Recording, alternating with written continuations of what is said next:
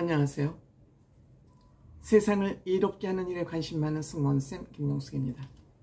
윤석열 대통령, 제 개인 생각으로는 실수는 있어도 실패는 없다, 이렇게 저는 생각하고 있습니다.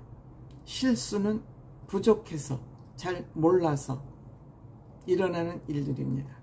윤석열 대통령은 정치권에 오래 있지 않고 검사 생활을 오래 해왔기 때문에 말을 함에 있어서 말을 거르지 않고 직선적으로 말을 툭툭 뱉는 바람에 말과 관련된 구설수가 적지 않았습니다. 그것이 지금 윤석열 대통령의 지지율을 발목 잡고 있다고 생각이 됩니다. 그렇지만 윤석열 대통령이 기본적으로 가지고 있는 생각, 가치관, 대한민국의 미래, 국민의 행복, 이 가치관은 흔들림이 없기 때문에 윤석열 대통령은 실패는 하지 않는 대통령이 될 것이다, 저는 이렇게 생각합니다. 박정희 대통령이 우리 국민을 잘 살게 했다면 물질적으로 잘 살게 한 겁니다. 윤석열 대통령은 대한민국 국민을 정신적으로 선진문화국으로 도약시킬 수 있는 그러한 자질과 가치관을 가지고 있다, 저는 이렇게 생각합니다. 물론 개혁이라는 것이 혁명보다 더 힘들다 그럽니다. 혁명은 힘으로 해서 한번 엎어버리면 끝이 나지만 개혁하는 과정에서는 각자 기득권들의 자기들의 주장과 자기의 이익들이 예민하게 여기에 얽혀 있기 때문에 개혁 쉽지 않습니다. 그럼에도 불구하고 윤석열 대통령은 3대 개혁, 가장 하기 힘든 개혁 3가지를 내걸었습니다. 이 개혁이 국민들의 실생활하고 바로 밀접하게 맞닿아 있지 않고 실질적으로 국민 민생과 바로바로 반응이 일어나지 않기 때문에 이건 뭐 필요해? 뭐 하는 거야? 라고 국민들은 생각할 수 있습니다. 그럼에도 반드시 필요한 개혁이 교육개혁, 노동개혁, 연금개혁, 이 3가지를 대통령이 가장 중요한 과제, 개혁 과제로 삼고 있습니다. 바람직하다고 생각합니다. 물론 지금 교육개혁 중에 있지만 이 또한 야당이 말 비틀기, 말 꼬투리 잡기로 순탄하진 않습니다. 그렇지만 윤석열 대통령의 그 교육개혁에 대한 방향은 저는 맞다고 생각합니다. 우선 사교육을 없애야 된다는 것. 이 사교육 때문에 국민들의 허리가 휘고 있습니다. 학부모들의 허리가 휘고 있습니다. 그리고 이 사교육 때문에 배를 불리는 이 인간들은 소수에 지나지 않습니다. 이 소수에 배 채워주는 사교육을 개혁해야 된다. 옳지 않습니까? 그 방법은 여러 가지가 있을 수 있습니다. 왜 이 개혁을 해나가는 과정에 있어서 국민들은 요로 삐져나가면 내가 더 유리하겠구나. 정책은 이렇게 바뀌었지만 내 아이를 위해서는 난 이렇게 편법을 써야 되겠다 하는 것이 계속 나오기 때문에 개혁이 성공할지 안 할지는 모르지만 지속적으로 꾸준히 강력하게 밀고 나가는 것이 필요한데 그 정책을 미는 힘은 윤석열 대통령에게 있다, 이렇게 생각이 됩니다. 노동개혁, 지금 민주노총을 탈퇴하는 그런 노총들이 많이 생기고 있습니다. 지부들이 많이 생기고 있습니다. 어느 정도 성공을 해가고 있다. 이 노동개혁을 하지 않으면 대한민국 경제가 살 수 없다. 이것도 일부 민주노총 지도부들, 황제 노총들, 귀족 노총들이 대한민국 경제를 좀먹고 있다. 윤석열 대통령은 대한민국의 핵심과 문제가 무엇인지 정확하게 꿰뚫고 있습니다. 그리고 연금개혁, 공무원이나 일부 기득권이 가지고 있는 이 개혁을 반드시 해야 된다. 연금을 통합해야 된다.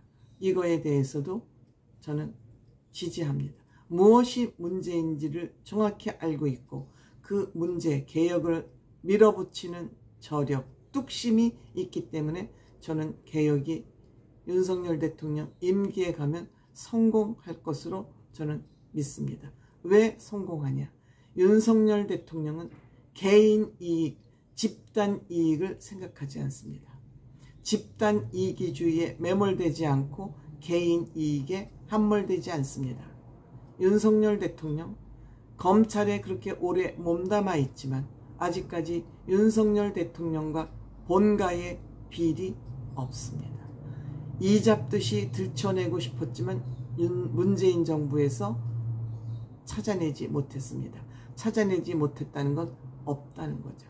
검찰총장까지 갔지만 그 어떤 비리도 찾아내지 못했습니다. 그렇기 때문에 윤석열 대통령은 어떠한 개혁을 해도 거리낌 없이 불굴의 의지로 진행할 수 있습니다. 여기에 한동훈 장관이 잘 뒷받침하고 있습니다.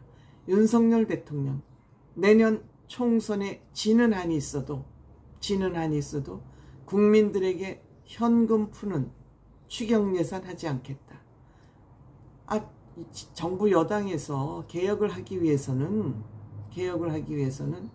총선에 이겨야 되잖아요. 그런데 그 총선에 이기고자 하는 얄팍한 생각 때문에 지금 고물가, 인플레이션을 잡기 위해서는 현금을 풀지 않겠다는 의지를 밝히고 있습니다. 저도 좋아. 나 의도마저도 좋아. 이런 생각을 가지고 있는 이 용기, 뚝심, 우리는 윤석열 대통령을 믿어도 되는 지점이지요. 믿어도 되는 지점입니다. 윤석열 대통령 지금 야당이 170석입니다. 170석 넘습니다. 정의당까지 포함하면. 국민의당 지금 100석 남짓한데 맞서면서 이재명 대통령 만나지 않고 있습니다.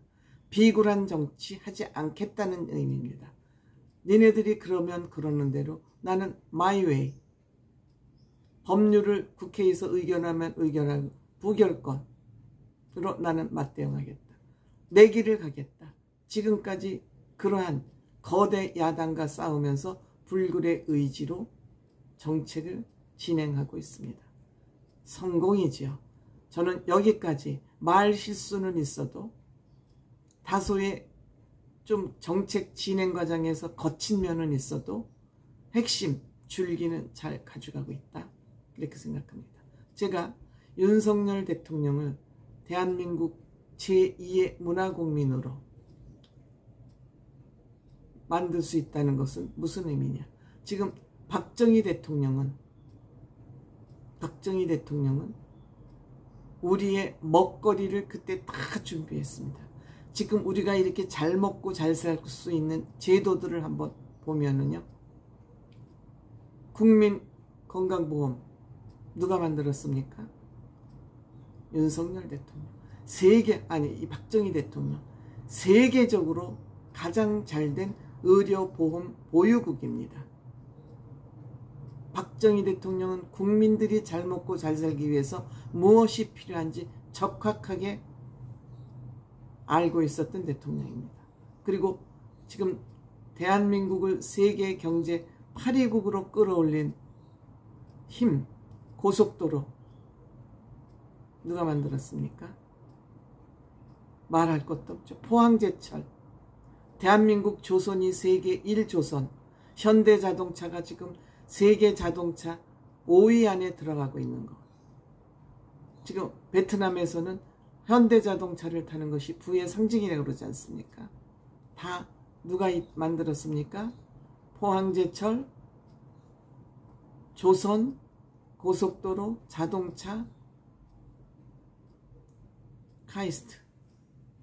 카이스트를 만든 결과 지금 대한민국 반도체가 세계를 석권하고 있지 않습니까?